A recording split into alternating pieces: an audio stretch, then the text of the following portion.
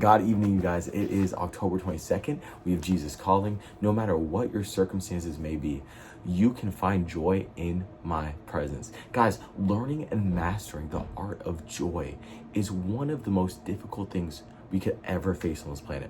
More difficult than getting that promotion, more difficult than achieving your dream, more difficult than that, more difficult than getting a six-pack ab. That's so difficult. More difficult than not eating microplastics. Do you know how difficult that is in this modern day and age to not eat microplastics? It's even more difficult than that. No matter what your circumstances may be, you can find joy in my presence.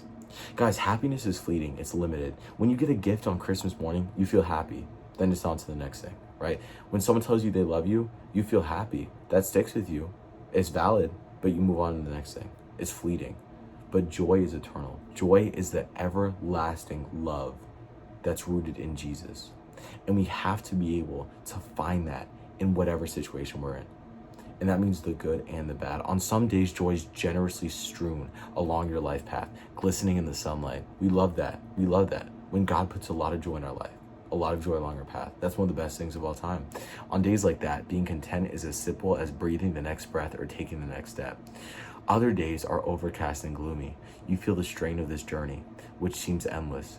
Dull gray rocks greet your gaze and cause your feet to ache, yet joy is still attainable. Search for it as for a hidden treasure.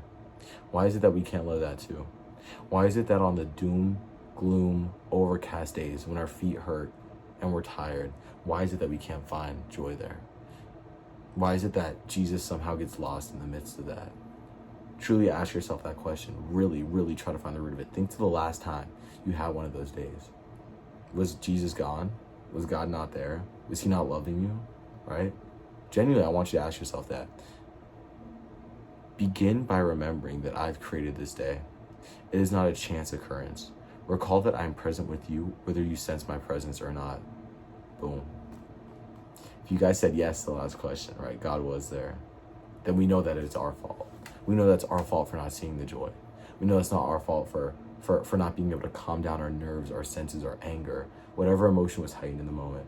We know now that it's our fault because Jesus was still there and he was still showing up exactly how he needed to.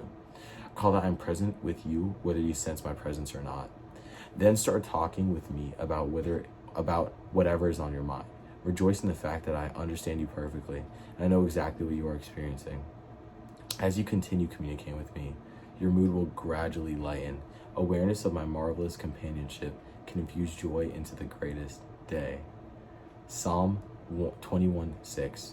Surely you have granted him eternal blessings and made him glad with the joy of your presence. And then we have Proverbs 2:4.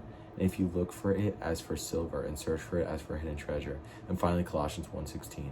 For by him all things were created that are in heaven and that are on earth, visible and invisible, whether thrones or dominions or principles or powers. All things were created through him and for him.